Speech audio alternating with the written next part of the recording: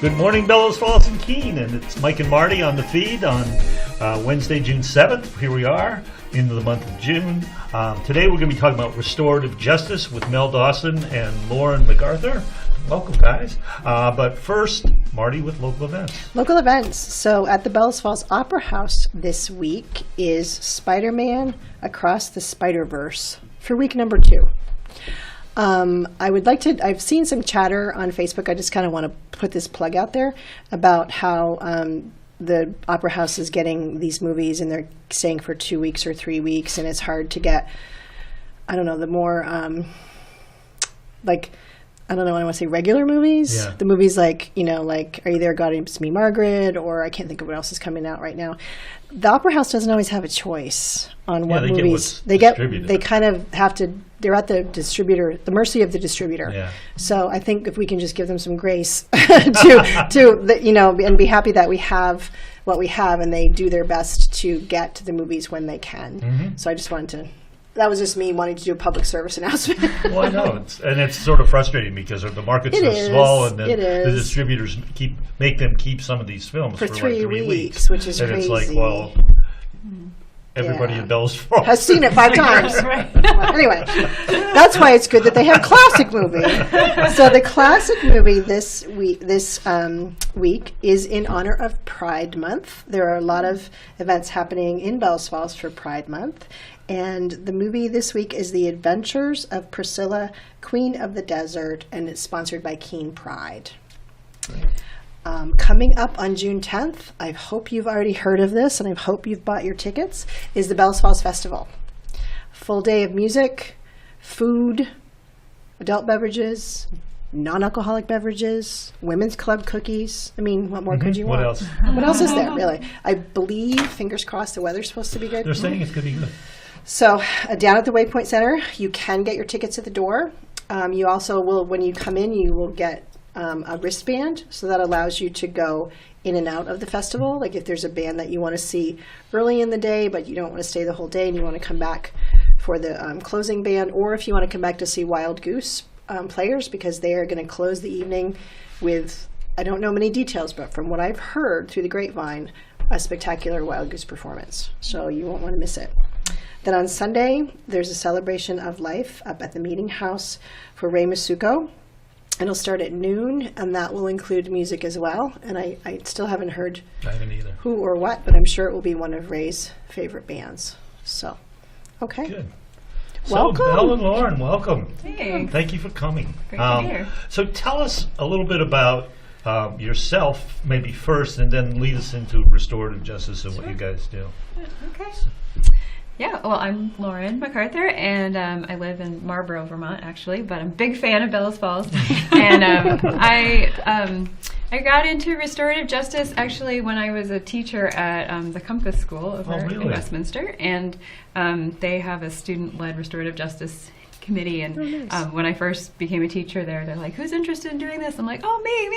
And I didn't know anything about it. So I learned a lot alongside the students and did a lot of trainings with the students, and really saw how disciplinary issues that came up could be handled in a different way, a non-punitive way, where there was a lot of community involvement. So I got very excited about it.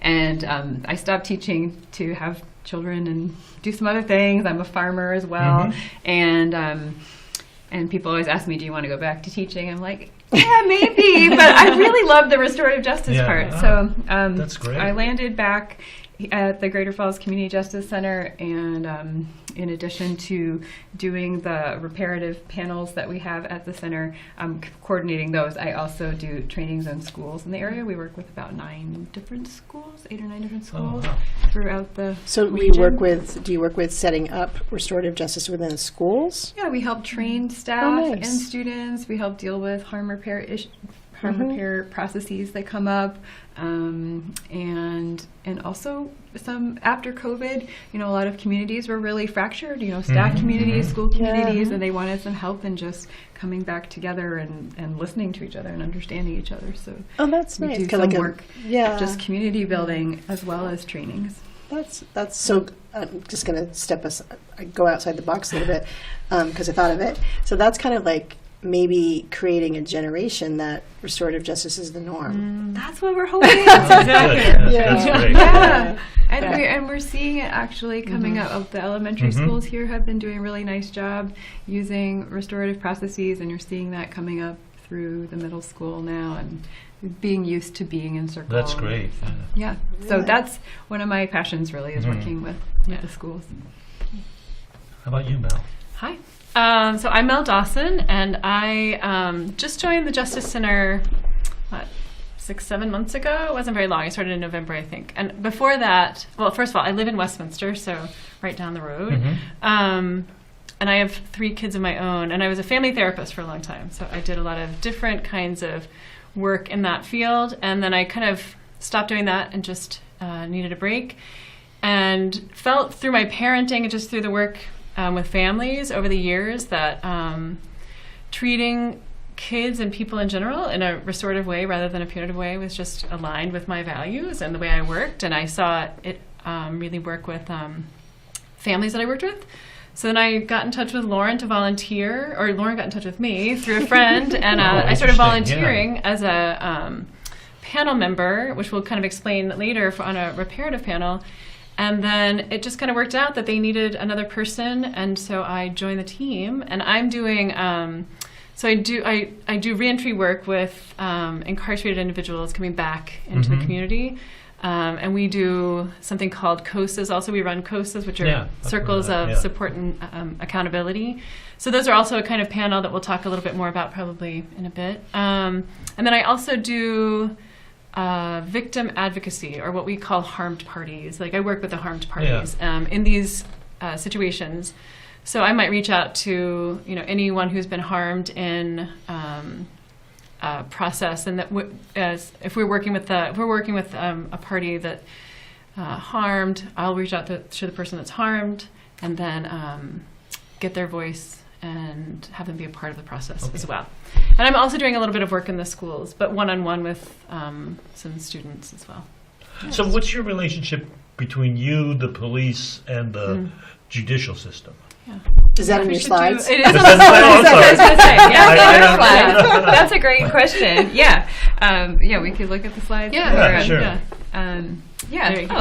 There we go. Right. Oh my God, you guys are good. So, who knew? We can get referrals a lot of different ways. So our work is primarily funded by the Department of Corrections, but we're really there as an alternative to incarceration and going through the court system and paying a fine. So for example, especially with like low-level crimes, so say you got in trouble in Bells Falls, you got disorderly and you got in a fight with somebody. Do you know Mike? And they were like, they were like,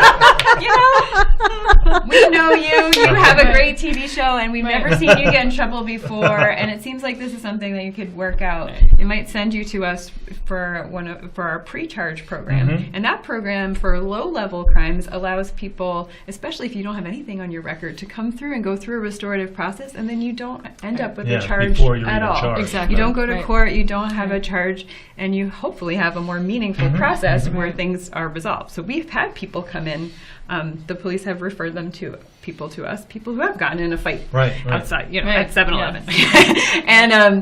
And then, we've gotten to a place where they've been able to resolve a conflict and move on, and that ripples out into the community.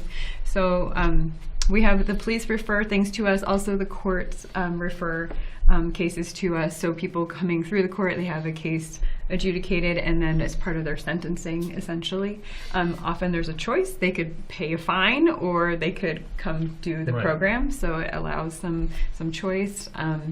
And then also we have people who are referred through probation requirements. So again, the court has a requirement that they come do the program, and in order to stay with their probation requirements, they need to do that. And then also really, store owners, people who just have something happen to them in the community, anyone can come and come to us and say, this thing happened. And we might, let the police know, but often we can handle at the Justice Center too. I think a lot of people don't know that. Well, that's interesting. I didn't know that at all. But if you're a shop owner and someone comes and steals something from your store, you can refer them directly to our organization. Yeah. Do you find that using that restorative process is almost like an early intervention? Like maybe somebody that, if they didn't go through that process, they would become, I mean, or are there stats on that? Like they would become, I guess it's hard to predict, but they might become Like a repeat recidivists. offender. Yeah, Yeah. recidivism. Right. I think there's a slide for that one too, right? And we have predicting. It's awesome. Right. Yeah. There you go. Yeah. Yeah. So that is one of the. That's one of the main goals of these kinds of programs, is just that the likelihood of reoffending is reduced significantly. And I don't know if you have stats on that, but Yeah, I mean, we don't have like long-term stats on that, but we do have people tell us, that we watch the transformation happen in front of us a lot of times, where people, what we're focusing on, and we have a slide for this too, the restorative questions. What we're focusing on, at least when we go through a reparative process, we're focusing on what happened, really understanding what happened from someone's perspective. So, like, if you go into a courtroom, someone's not going to be like, "What was going on for you that day? Yeah, Like, right, what was happening? Right. Like, what's going through your mind and stuff?" And people get a chance to be heard and be like, "I was having the crappiest day, and I got in a fight with my girlfriend, and I was not focused, and that's why this happened." And so we can start from a place of understanding, and then we look at who was impacted and how. And so really, that's one of the main goals, is seeing how everything we do ripples out into the community. So it's like throwing a stone into a pond, and we do something, and they start to see like, oh, that DUI I got affected my mom because she needs to drive me around now. It affected my job because I can't always get there on time. It affected my family member, And they start to see, we actually create a list of people who are impacted by each thing. And you see how many people are impacted. And then we don't want people just to feel bad. We want them to be like, okay, this happened. And then we look at how to make things right for those relationships and how to repair those relationships. So as the slide says, we look for ways to carry out a plan to make amends to people. And sometimes that's really directly related to what happened, and sometimes it's more related to those relationships.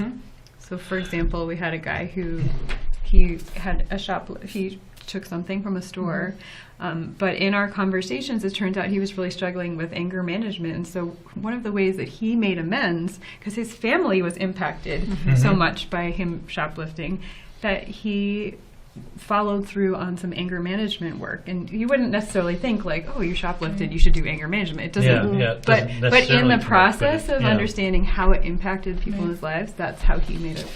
Well, it sounds like you dig deeper into the root cause of the behavior versus just that's a bad behavior. So Yeah, you're going to like have that. consequences. So you look more for the root cause, and how can you, I don't know what the right term is, mediate that root cause or work moving forward. Just what you just said, like who'd have ever, that wasn't what I thought you were going to say when you said he did it, because I thought you were going to say he was, food insecure or something like that. But yeah, anger management and shoplifting doesn't match. Right. So, Yeah, we definitely widen that out, and we kind of look at what's going on underneath.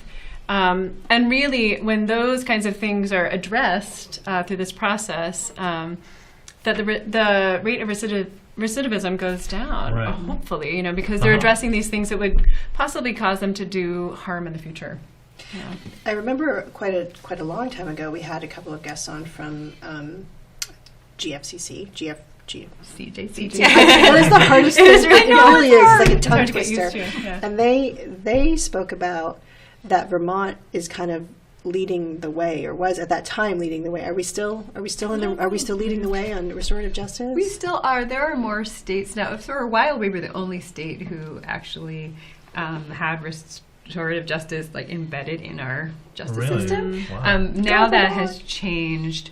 And there are certainly diversion programs in most states, but there's more of an openness to restorative justice. So I think Vermont is still considered to be, but at the forefront. But It's good to hear. We're not the only ones anymore, So which is good. Tell us a little. What other slides would you like to go with? What I know is we're kind of next? there. We go. We have What talked is about this a little restorative bit, justice? but, A little yeah. bit, Bob. Yeah, just like what restorative justice is to begin with. Yeah, I think the collaborative piece is really important. So, in this definition, it's a collaborative approach. So, one of the things that we have, which is different than a lot of programs, is like we have community volunteers who are part of these processes. So, they're very important to us, and they're people who really care about this community, and they show up as community representatives. And when someone comes in, we're not like, oh, you did something wrong. You did this. We think you should do 20 hours of community service. It's a collaborative process, like I said, of figuring out what are the root causes. Are there resources we can help connect them to? And it's a collaborative problem-solving process to figure out what relationships need to be repaired and what needs to be done.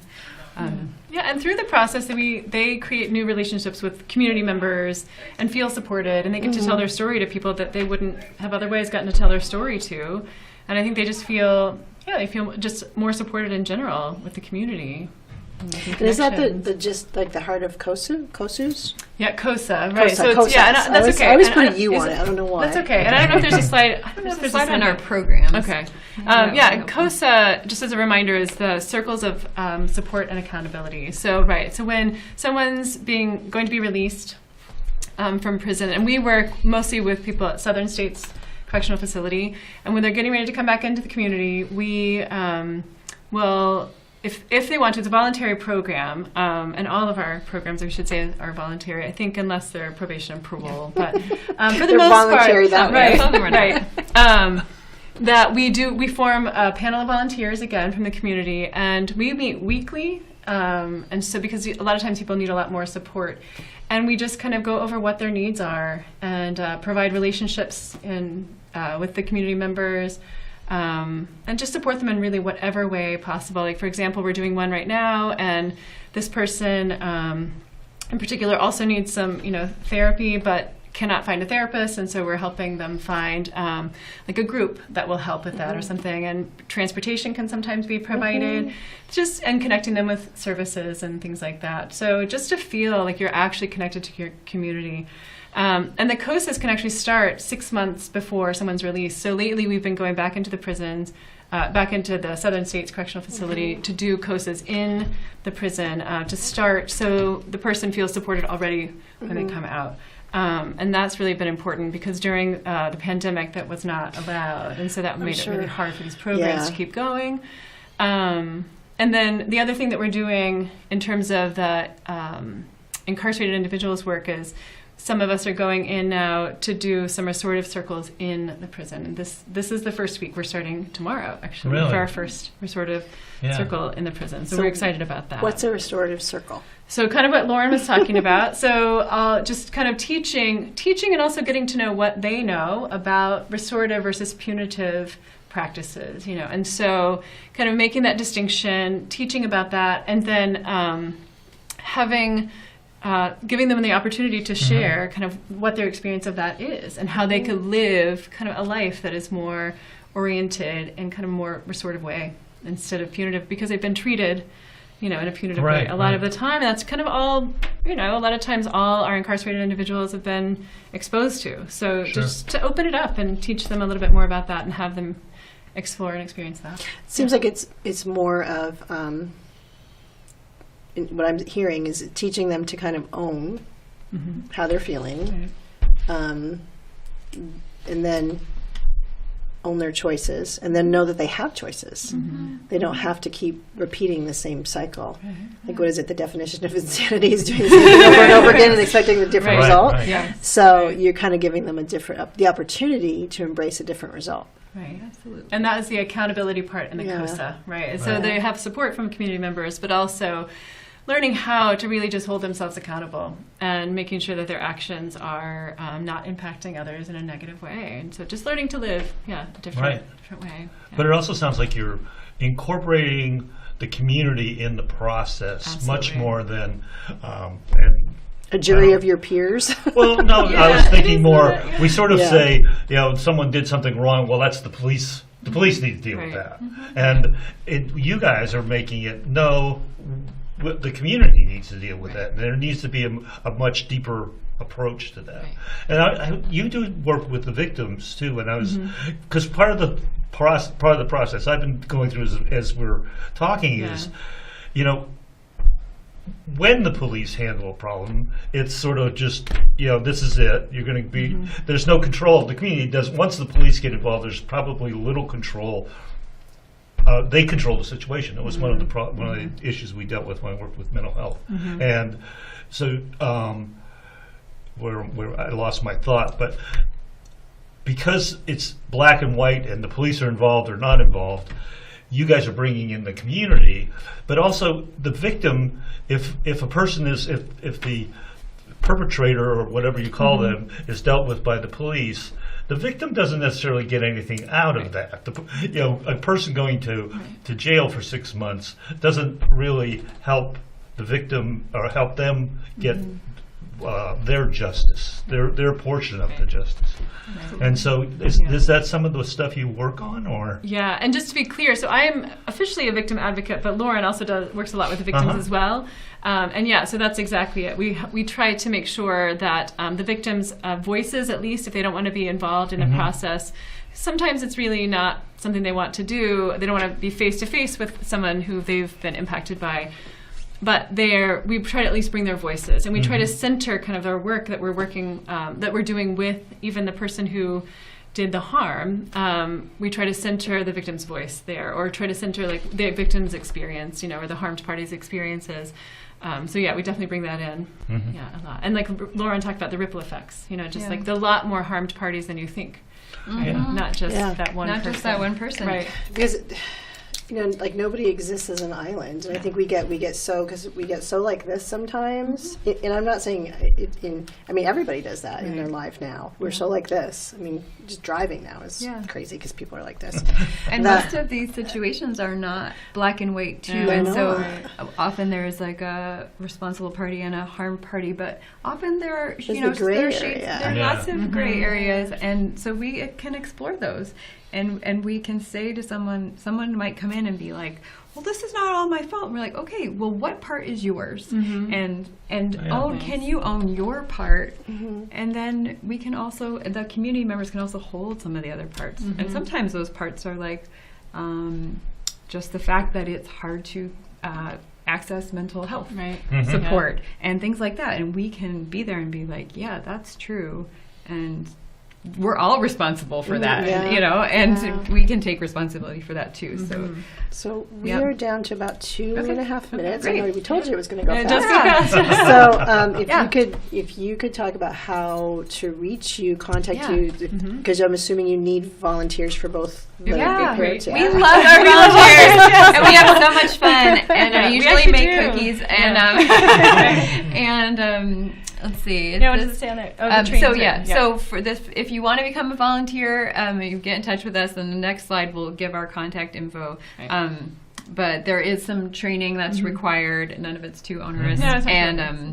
And then really the time commitment, if you're on a reparative panel, it's only once a month for 2 hours a month. And for COSA, it's once a week for 1 hour a week. And so it's not too bad. And it's a really powerful way. Our volunteers often stay with us for many, many years and really talk about how much they get out of the experience. And get to know the parties, you know, and it feels just really good that they're helping the community. Also, the work for COSA is in Bellows Falls and in Springfield, I should mention. And my colleague, Polly Mahoney, both of our colleagues, is also a reentry coordinator or runs COSAs up in Springfield too. So if anybody is staying from Springfield and you want to do that, we have volunteer. And just quickly, because I know, I can't think of the name of it, there's a movie, right? Yeah. That really goes in depth into the COSAs. You showed it at the library. I think it was like right before COVID. You really good. It's a Bess O'Brien movie called Coming Home, and there's a link to it, I believe, on our website still. So you can check out our website. And because it really, I mean, if you're even remotely interested, because at that time I was interested, that's why I wanted to kind of see the reality of it. It's a well done movie, and it would really give you the reality of kind of what, and also the reality that I think the hard reality is it doesn't always work. And I think that's the hard reality for people It's to, true. you should come in knowing that that's Absolutely. important to know, Yeah. so. Absolutely. Yeah.